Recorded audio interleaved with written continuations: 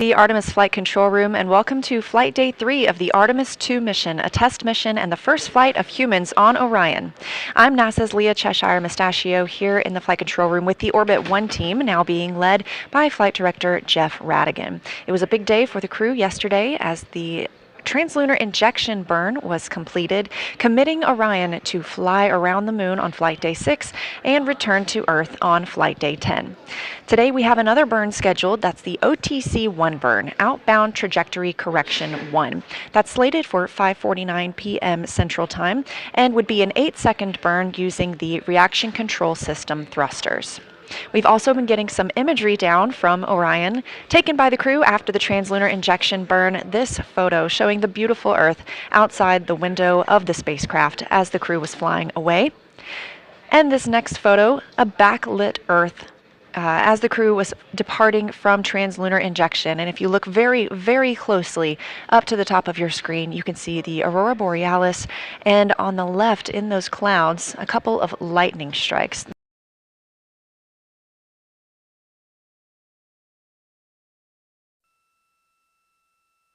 You're getting a live look inside the Orion capsule at our 4 Artemis II crew members, now 106,000 miles away from Earth.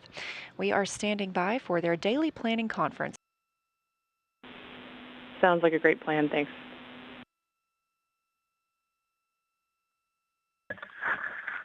Houston Integrity, we're ready for morning TPC. Good morning, Integrity. We are so happy to be on board with you today. You guys look great. That cabin config looks amazing. We would love to be on board as much as possible today. We'll stop streaming for the family conferences, but would request to come back on board afterwards to share your mission with the world. I have quite a number of topics for you today. I'll start with trajectory. We are actually going to continue evaluating the need for OTC-1 based on the small magnitude of the burn. We'll have an update for you later. A couple of vehicle statuses. In order to address what we saw last night with the small increase in ox tank pressure accompanied by a small decrease in the ox helium tank pressure, we did to do some troubleshooting. We closed the valve ox helium ISO 1. You can see this on the top left of your prop ohms plus X page. We're continuing to look at that. Don't have a full story for you yet.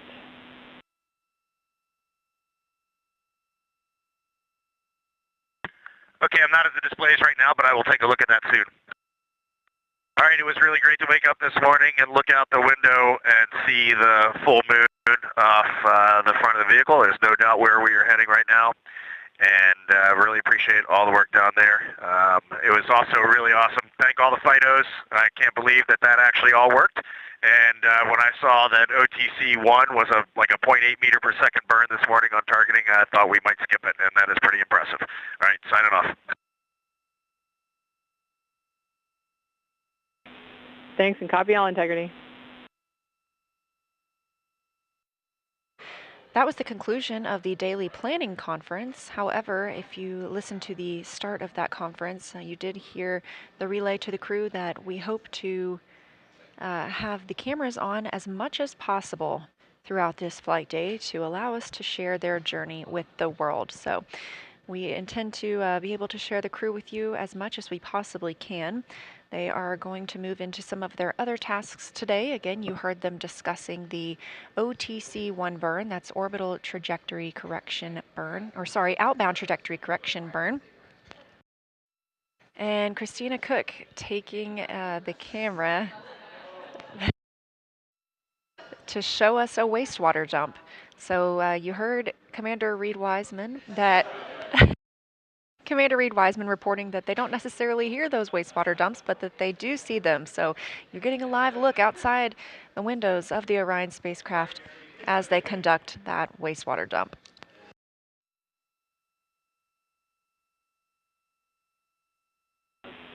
Integrity, we copy that successful wastewater dump. This is Artemis Mission Control. I am NASA PAO Leah Cheshire, joined here by Canadian Space Agency astronaut, Artemis II backup crew member, and a Capcom, Jenny Givens. Thanks for joining us. Like seeing one of my very dear Canadian colleagues and my other dear friends in space has been pretty phenomenal. So the past few days have been exceptional, but also just to be embedded here at NASA as a Canadian astronaut. We have an excellent partnership and we're boots on the ground here at NASA. And I see every day really the results of what you get when you have a shared mission and you work together. And we just have a really bright future. I feel very positive about being here. I agree. It's very exciting. So you've been training as an Artemis 2 backup crew member alongside the crew very closely. Can you tell us what that's been like? Yeah, absolutely. It's been a long road. So backup crew members, we're kind of in an interesting spot because we do all of the crew training, and it's a very developmental mission. It's very nascent, so we're still learning. We do a lot of developmental work and contribution. Right there alongside with the crew, there were 6 of us assigned to this mission, and 4 of us are up there now. So that's a joy to see. And as we approach the mission, my work really transitioned to support. So what can I do to get these guys safely off the ground? Andre and I both worked as astronaut support people. You saw Dre strap our crew into the capsule, which was very cool. And now I have the pleasure of sitting the Capcom console. So supporting them with my training and knowing what they know. And I have a lot of joy every day I see them up there. So it's been great. Integrity Houston with a status and a timeline, Delta. Go ahead, Chris. All right, we wanted to let you know that we are stepping into our burn cancellation procedure here from the ground. We have attempted to suppress any expected caution and warnings associated with that. Just want to give you a heads up. And then we'll let you know when we have a new active burn plan. Mission Planning Officer here in Artemis Flight Control in Houston, Texas reports that the crew is go for exercise as the solar arrays are now in place. We'll be looking to see if there's any movement while Commander Reed Wiseman begins his exercise portion. Orion is currently 113,922 miles away from our home planet, 152,000 miles away from the moon. This is Artemis Mission Control. As you can see, some motion on your screen from this camera on the solar array wing looking back at Orion. We are expecting that to be from Commander Reed Wiseman, exercising yet again. The crew is timelined to exercise 30 minutes each during this mission. This keeps their bones and muscles strong while in the microgravity environment.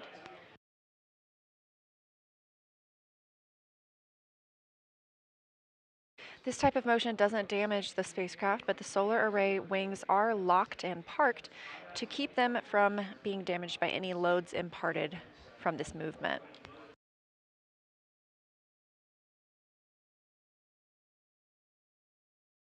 In the background, you're getting a look at NASA astronaut Victor Glover, pilot for the Artemis 2 mission, preparing to exercise.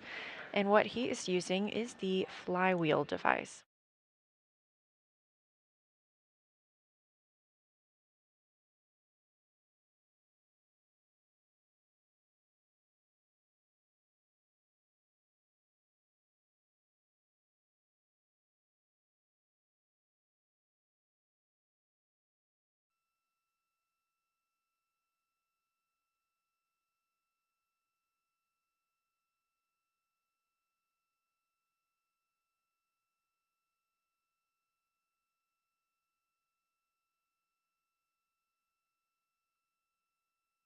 This is Artemis Mission Control, 2 days and 14 minutes mission elapsed time for the first flight of humans aboard Orion. And I am joined here by Paul Boehm, Orion Crew Support and Thermal Systems Manager. Thank you for joining us, Paul. Oh, thank you very much for having me, Leah. Appreciate it. Yeah, absolutely. Well, tell us a little bit about your role. You just came from the Orion Mission Evaluation Room, is that right? Yeah, actually, I just did. I was just checking our systems to see how things were going, and I am really pleased. So my role is I manage the hardware related to crew and all the crew systems on the vehicle, the ECLA system, the thermal systems, the suits, the flight crew equipment that are on the vehicle. And so been doing that for almost 14 years now. Wow, that's impressive. And when we're talking about the ECLA system, that stands for Environmental Control and Life Support System. So what all makes up ECLIS? ECLIS, yes. The biggest thing everybody thinks about for ECLIS is the life support system, the pressurization system, the air revitalization system that we have, and then the other parts of it that are also part of it is the thermal aspect of it, where we're cooling the air to be able to keep the crew temperature down exactly where they want it to be comfortable in the cabin, and so that is also part of our system as well. Yeah, we heard them make some calls a couple days ago about being a little chilly, and your team is the one that works on making sure they're comfortable. Yes, we've been working that the last couple of days, trying some adjustments. It's one of the things I will stress with the new vehicle. We are learning every single day that we're flying this vehicle right now, especially with the crew in it. We flew Artemis 1, we learned some things about the systems there, but now we have the crew involved, which adds a whole new dynamic to the vehicle, and that is what is really what we're looking at today, and learning how to interact with the crew and adjust things as we need to make the crew comfortable. Yeah, that's fantastic. And you also work with the food systems a little bit as well. So they're actually getting ready for a midday meal. We've been fortunate enough to have in-cabin views for some of today, and we saw them getting out some of their food. So can you tell us about the food warmer? Yeah, the food system is, the crew is, a lot of the food that we use is very similar to what they fly on ISS. It's the rehydratable food. And what we use on Orion, we have what we call a food warmer. It's about a little suitcase size device. And our biggest challenge is mass and volume on Orion going to the moon. And so we had to reduce the size of a galley. We would love to fly a galley, but we just can't because of the mass and volume challenge. So we have a suitcase that basically the crew inserts their food into the suitcase. It's a warming plate and heats it up to about 155 degrees. Oh my goodness, that's much warmer than I expected you to say. That's Yeah, really impressive. it's what they use for doing the hot drinks, the warming up the food that needs to be warmed up so that it tastes better when it's warmer. So they can put about 12 packages in there to be able to heat up those and be able to have some hot food during the flight. I'm impressed. I used to be a taste tester here, and so I always enjoyed trying the food. I found it to be really good, and so it is I know. amazing what they can do. Yes, it really is. This view outside the Orion spacecraft, you can see those solar arrays positioning. And a reminder, you can keep up with where Orion is at any time by visiting nasa.gov/track-Artemis. Currently, the spacecraft is 122,500 miles away from Earth and 146,000 miles away from the moon. We are 2 days, 1 hour, 3 minutes into the flight of Artemis 2, the first flight of crew aboard Orion. Spacecraft now 123,000 miles away from Earth. You're getting a live look inside the capsule as our 4 crew members, Reed Wiseman, Victor Glover, Jeremy Hansen, and Christina Cook, are wrapping up their midday meal, getting the opportunity to take photos out the window of Earth and the moon. We are in an LOS period, loss of signal from the ground side. This was tracked and communicated to the crew.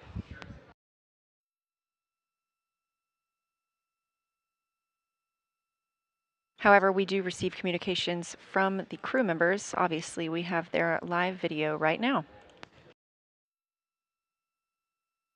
This is Artemis Mission Control. You're currently seeing a live look again inside the Orion spacecraft. In the center of the screen is NASA astronaut Christina Cook, who is serving as one of the 2 mission specialists on the Artemis 2 mission. She's currently completing her planned daily exercise using the flywheel exercise device, which operates similar to a rowing machine but can complete different types of exercises, including resistive and aerobic exercises. And they were discussing moving the lunar flyby cabin configuration. During this particular activity, the crew will develop and document an ideal configuration of the Orion spacecraft internal cabin for the lunar flyby observation period, which will take place on flight day 6. And they will deploy various cameras and equipment that will be used during the flyby, and also work to adjust the spacecraft's lighting and positioning of each crew member to ensure once they make it to that flyby on flight day 6 that everything is well set up and thought out and placed so that they don't have to worry about trying to figure out where all those cameras and equipment will be going on that actual flight day itself. Now the crew is going to start working on their pre-lunar flyby cabin configuration activity. So they're going to be deploying some cameras and other equipment that they plan to use during the flyby on flight day 6 to just ensure that they know where everything should be set up, where it should go, and where each crew member should be stationed for that observation period. If you still have the HHP, we're wondering, in Jeremy's position, if he's looking out the window there, will the moon be right side up or upside down? We have a great view. We'll checking. Alternatively, is the north pole of the moon going to be in the vehicle plus X direction? Yeah, we're going to go with the first way you worded the question and say affirm it's upside down in the position Jeremy is in right now. So if he flips over, it'll be right side up. That's how it works. Currently on your screen, you're seeing a live look inside the Orion spacecraft, which is named Integrity, and it was named Integrity by its crew. The crew is currently working through a pre-lunar flyby cabin configuration activity. All 4 of them are working to deploy various cameras and equipment that will be used during the flyby, which is planned for flight day 6 of the mission.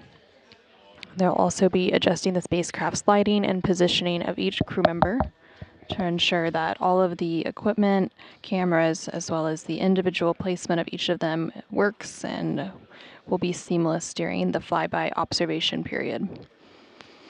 And there you can see on your screen that the crew just turned out the lights on the Orion spacecraft. So now it's quite dark. And again, they are adjusting the lighting as part of that lunar flyby cabin configuration activity so that they can test the lighting as well as all of the camera equipment that will be used during the lunar flyby. And this is Artemis Mission Control. NASA astronaut Christina Koch is currently working through the Deep Space Network Emergency Communications Developmental Flight Test Objective, during which she's basically conducting a checkout of that emergency communication system on Orion while connected to that Deep Space Network. And Integrity Houston, we have some news to share with you. As of 30 seconds ago, you are now closer to the moon than you are to us on Earth. Wow, Jackie, thank you for sharing that with us. We all kind of had a collective, I guess, expression of joy at that. It's hard to imagine, but we can see here on our flight PFD that we are at 118,000 nautical miles. So, yeah, you can do the math. We can see the moon out of the docking hatch right now. It is a beautiful sight. We're seeing more and more of the far side, and it's just a thrill to be here. Houston copies. Now, while they are officially closer to the moon than they are to Earth, they have not entered what is known as the lunar sphere of influence yet. That milestone will come on flight day 5. And when that milestone happens, that is when the moon, instead of the Earth, becomes the main gravitational force acting on the Orion spacecraft.